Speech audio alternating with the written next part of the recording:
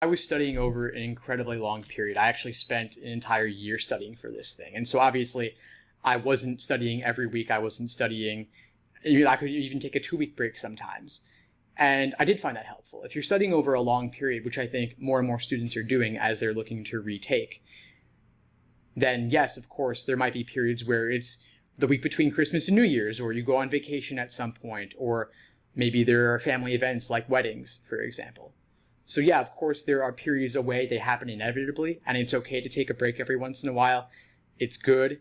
Burnout is real and counterproductive. There's nothing worse than putting in lots of time and then actually doing worse as a result of it. You want to get the most out of every hour of studying, and that means sometimes less is more.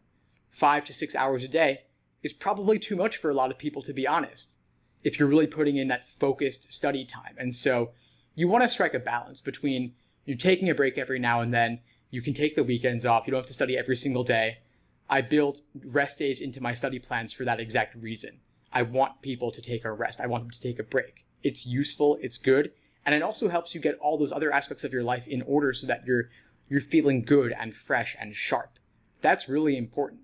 You also don't want to go too far. If you have a bout of like late night drinking and then you try to do an exam the next day, your score's not going to be great. And you're like, oh my God, I haven't been going up. It's like, of course you haven't been going up. You're hungover, Like, so it's important to take a break, but also remember that you do need to be sharp. And so it's all about finding that balance. And if you try to study for this over 2 to 3 months, it may not be enough. The LSAT's important enough that it's worth giving yourself a bit more time to reach your full potential. Yeah, I mean, the definition of insanity is doing the same thing over and over and expecting different results, right? Yeah, you've got to figure out what you're doing wrong and change it up, do something differently. And maybe that involves more time reviewing. For a lot of students, I think it does require more time reviewing.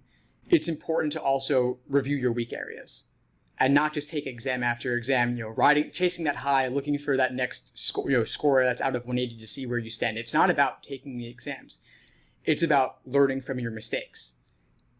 I'm friends with a former writer of actual LSAT questions, and one thing he suggested was 10 exams could be enough for a lot of people. If you reviewed those 10 exams in excruciating detail, that would make an enormous difference. It's interesting how doing the same exam questions several times, doing them 5 times, 10 times, like if you redo a game 5 or 10 times, you will see new things in that game. It's the amount of complexity in these exams is insane, and I have so much respect for it.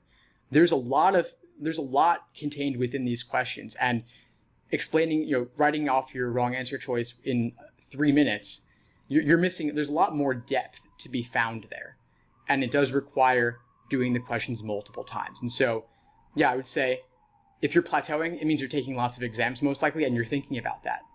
So instead of taking more exams, look at the exams you've already taken and analyze them.